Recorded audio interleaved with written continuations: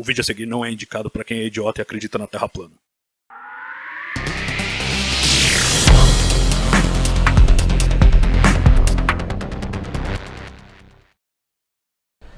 Uma região de formação estelar ativa na constelação de Ofiuco pode dar pistas importantes sobre as condições que prevaleceram no surgimento do nosso próprio sistema solar.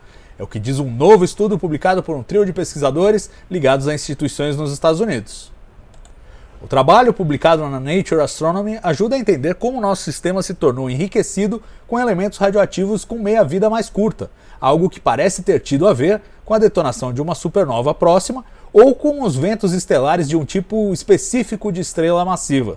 Os pesquisadores colheram observações em diversos comprimentos de onda, inclusive excelentes novos resultados em infravermelho, para revelar as interações entre as nuvens de formação estelar e os elementos radioativos produzidos em um aglomerado de estrelas jovens próximo.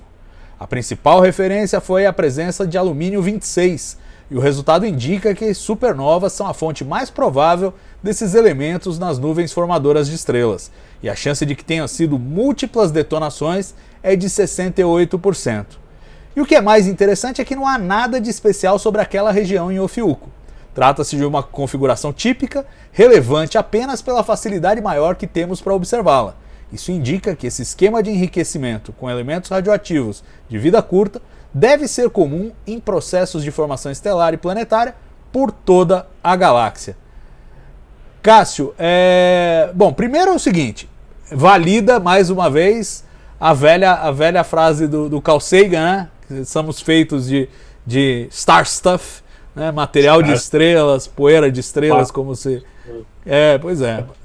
E isso fica demonstrado aí, aparentemente uma ou mais supernovas precisam ser detonadas para ter o nível de enriquecimento com elementos radioativos que a gente observa aqui no nosso sistema solar, aqui na nossa Terra. Mas o que me chamou mais atenção nesse trabalho é que, assim, é um trabalho de jogatina, é um trabalho de probabilidades. Eles falam, olha, a probabilidade maior é essa, e depois tem essa, e depois tem essa. É meio que o único jeito de abordar algumas questões assim, afinal de contas não dá para voltar no tempo e ver o que aconteceu no sistema solar, ao mesmo tempo você está observando, é aquela coisa, você está pegando o alumínio 26 que você consegue detectar e tentando extrapolar para um modelo mais completo, com os outros elementos, com a distribuição, etc.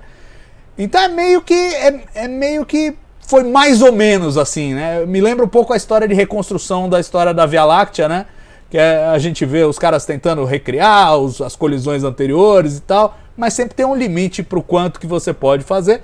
Acho iluminador, mas achei curioso esse aspecto probabilístico do estudo.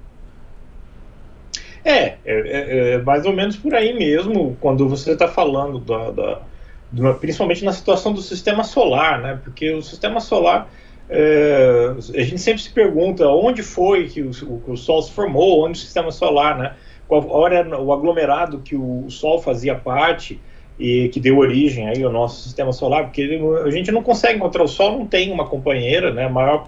Pelo menos metade das estrelas da classe do Sol são duplas, ou menos, às vezes até tripla ou quádrupla, né? Então tem pelo menos uma companheira, a gente não tem essa companheira.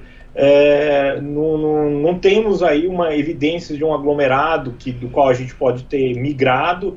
Muitos colegas fazem esse exercício de pegar aí as velocidades conhecidas do Sol, gira a galáxia e transporta no tempo para ver qual é o braço, que ponto do braço espiral a gente migrou, mas nada disso é conclusivo. E a coisa é essa, né? Vamos pensar o seguinte, como é que faz para ter a fragmentação da nuvem para formar um sistema? Você tem que ter uma disrupção. Essa disrupção pode ser a passagem de uma onda de densidade ou a supernova.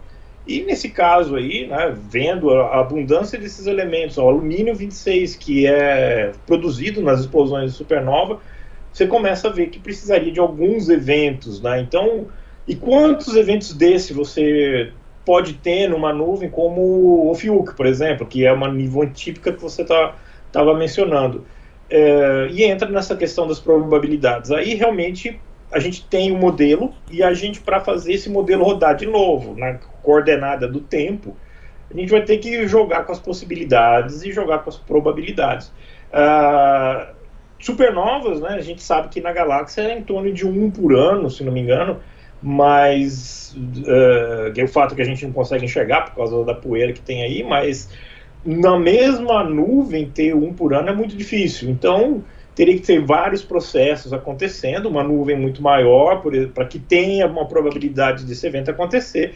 E as Wolf-Rayet, né, que são essa classe de estrelas supermassivas, são as pré-supernovas, são as estrelas massivas que entram no estágio final, acaba a queima de hidrogênio no núcleo, está queimando qualquer coisa lá no meio até chegar ao ferro, mas no vento, né, começa a jogar isso tudo para fora e acaba poluindo. As Wolf-Rayet, né, como não são eventos drásticos de pouca probabilidade, poderia responder melhor por esse enriquecimento, porque é uma coisa mais contínua, né?